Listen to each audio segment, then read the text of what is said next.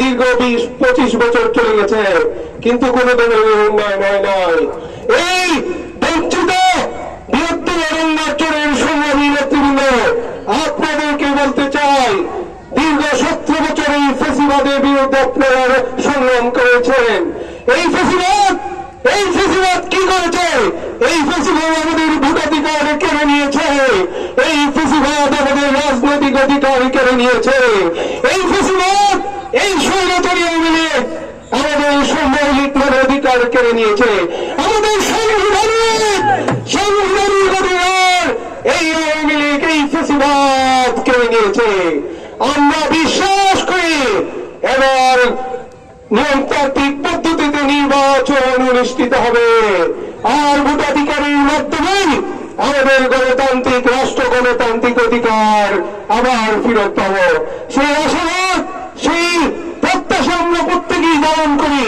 সেই প্রত্যাশা, সেই উন্নয়নের সেই স্বপ্ন লালন করি বলেই আমরা আজকে এইখানে সমবেত হয়েছি। আমরা দেশকে ফ্যাসিবাদ মুক্ত করতে চাই। আমরা দেশকে আওয়ামী সন্ত্রাস মুক্ত করতে চাই। আওয়ামী লীগ কি সন্ত্রাসী দল ছিল না ভাই? আওয়ামী লীগ সন্ত্রাসী দল ছিল বলেই সন্ত্রাস বিরোধী আইনে আওয়ামী লীগকে সরকার বিএনপি করে নয়, এই তত্ত্বাবধায়ক, এই নিরপেক্ষ, এই যে ট্রানজিশনাল সরকার আওয়ামী লীগকে কি করেছে? নিষিদ্ধ করেছে। এটা অত্যন্ত যৌক্তিক ছিল। ওরা কি করেছে? ওরা, আপনারা কি ভুলে গেছেন আমাদের নেত্রীকে ওরা কি করেছিল?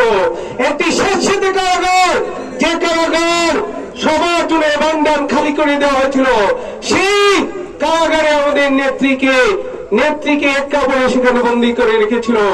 নেত্রীকে দীর্ঘদিনের স্বামীর স্মৃতিবিজড়িত এই বাড়ি থেকে নেত্রীকে ওরা বের করে দিয়েছিল। আমরা জানি না ভাই, আমরা দেখেছি।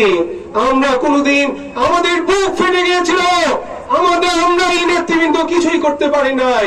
কিন্তু আপনারা এই সম্মানিত তৃণমূল নেতৃকর্মী, সেদিন আপনারা সবসময় প্রতিবাদ করেছিলেন। এই জন্য বিএনপি